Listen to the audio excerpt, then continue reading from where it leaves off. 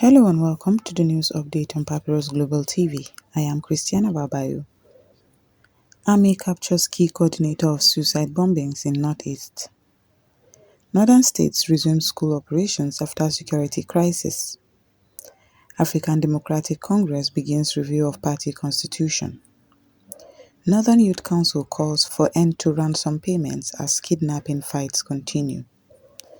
Yahaya Bello backs Tinubu's reforms as Kogi APC begins e-registration. Reps finally release acts for public scrutiny over tax laws discrepancy. Falana warns against relying on foreign nations to defeat terrorism. And now the news in full. The Nigerian Army has received a significant counter-terrorism breakthrough with the arrest of a suspected principal coordinator of suicide bombings operating in the Northeast.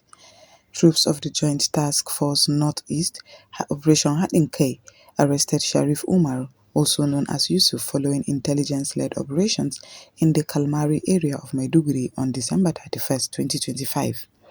14 suspects connected to suicide bombing activities were detained during the operation, and subsequent investigations exposed the command structure of the terror cell.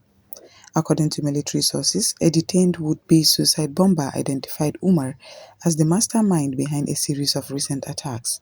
Umar is alleged to have been responsible for recruiting, training and directing suicide bombers, as well as coordinating logistics and the movement of improvised explosive device IED components throughout the region.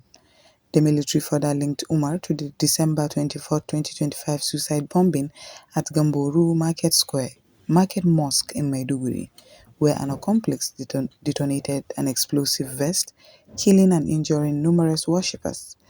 Umar is also said to have organized a planned but failed bombing attempt in Damaturu, Yobe State, personally handing over explosive materials to a would-be attacker before security forces intercepted the plot.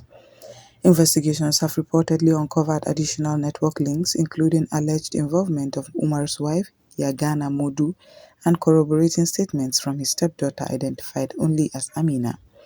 All suspects remain in custody as security forces push to dismantle the broader network and discover any remaining explosive devices or materials. Military officials have urged residents across the Northeast to remain vigilant and provide timely information to authorities, noting that civilian operation is critical to preventing future attacks. Several northern states in Nigeria have begun reopening schools that were previously closed due to terrorist attacks and heightened insecurity that disrupted academic calendars. State governments, including Jigawa, Niger, Benue, Kebbi, and Kwara, announced the return of pupils to classrooms after coordinated efforts to bolster security in affected areas. Jigawa State alone has recruited 9,500 community guards to support formal security agencies in protecting schools and other public institutions. The reopening follows weeks of closures triggered by repeated violence, including kidnappings and attacks on educational facilities that left parents, teachers, and students fearful for their safety. In response, states have rolled out fresh security strategies tailored to local threat levels, with heightened patrols, checkpoint deployments, and community policing measures deployed around school environments.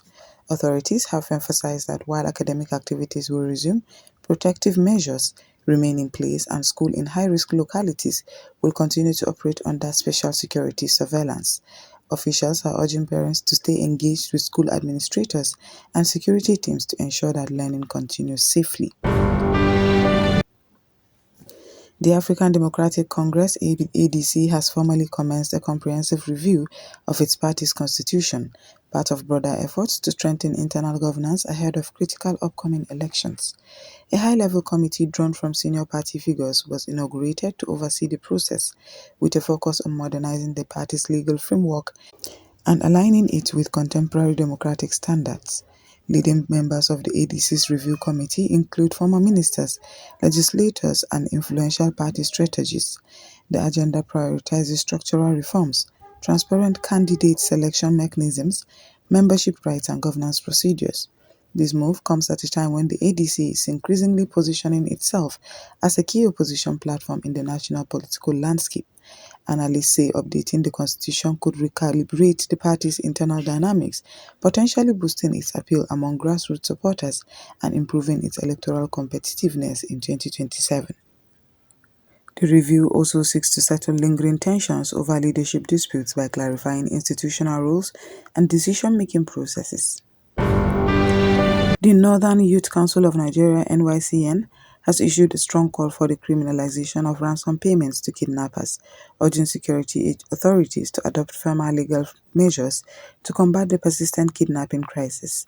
In an open letter addressed to the National Security Advisor and other national security leaders, NYCN President Isa Abubakar argued that continuing ransom payments fuel the profitability of kidnappings and encourage further criminal activity. The letter, dated January 3, 2026, was also sent to the Minister of Defense, the Chief of Defense Staff, Security Service Chiefs, and the Inspector General of Police. Abubakar stressed that despite ongoing efforts by security forces, kidnappers remain emboldened because ransom payments provide them with easy revenue and operational incentives. NYCN's proposal calls for urgent legislative action to explicitly ban both government and private ransom payments, arguing that without such a law, kidnappers will continue to exploit the loophole. The council also urged improved intelligence coordination, community engagement, and rapid response deployment to reduce the vulnerability of citizens to abduction. We will now go on a short break, and when we come back, the news will continue. Stay tuned. The Papyrus Global, we don't just cover events, we create cinematic experiences. From red carpets to birthdays, gala dinners, and your fairy tale weddings, we bring your moments to life with high-tech precision. Our gadgets are smarter, our lenses sharper, and our team simply world-class. Trust the Papyrus Global to tell your story in the boldest, brightest way possible.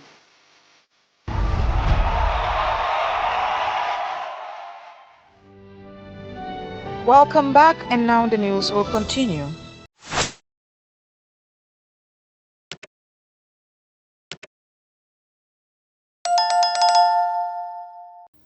The All Progressives Congress (APC) in Kogi State has kicked off its electronic membership re-registration exercise, pairing digital modernization with a political message of unity and support for the federal reform agenda.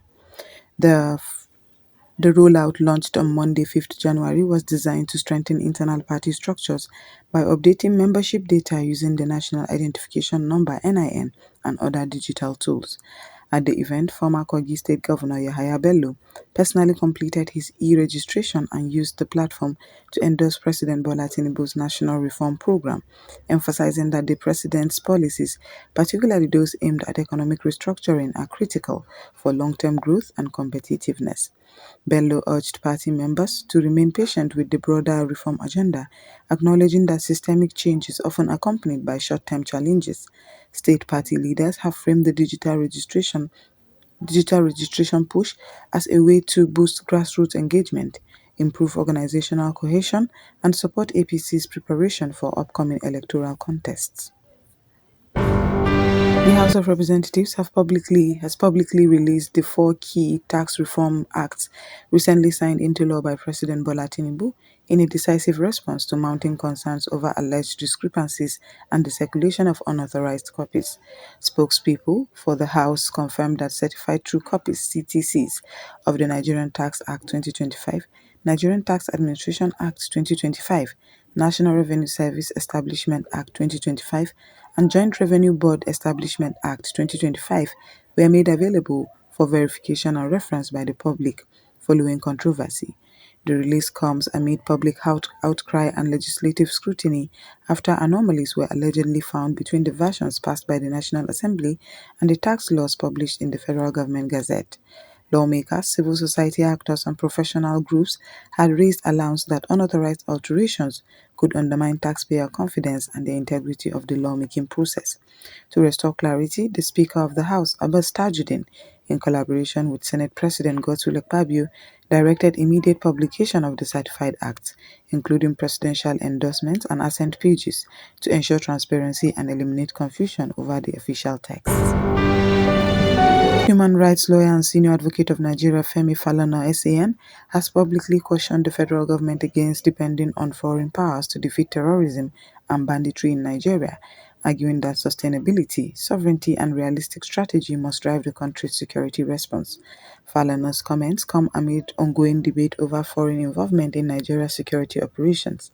He insisted that external military intervention risks undermining national autonomy and may not effectively resolve the deep-rooted issues fueling terrorism, including poor governance, corruption, and inadequate domestic capacity. Highlighting that he sees war against violent extremism as primarily a domestic challenge, Falana told journalists it is imperative for Nigeria to strengthen its own security architecture, adequately equip its forces, and address systemic causes of insecurity rather than outsourcing the fight abroad. The senior lawyer's stance resonates with broader national concerns about sovereignty and the limits of foreign assistance.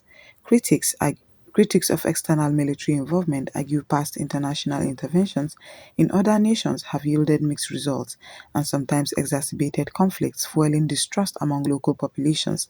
Falana also warned against letting foreign narratives, especially those that frame Nigeria's insecurity in religious terms, influence policy. He emphasized that criminals responsible for killings, kidnappings, and ransom-driven atrocities do not discriminate by faith, and that framing the conflict in religious terms could could be exploited to polarize security. While he acknowledged that international cooperation such as intelligence sharing, training, and logistical support has a role to play, Falana stressed that Nigeria's long-term security success must be built on strong, accountable domestic institutions, robust legal frameworks, and genuine political will. And that's what we have on the news update on Papyrus Global TV. I am Christiana Babayo. Thanks for joining us.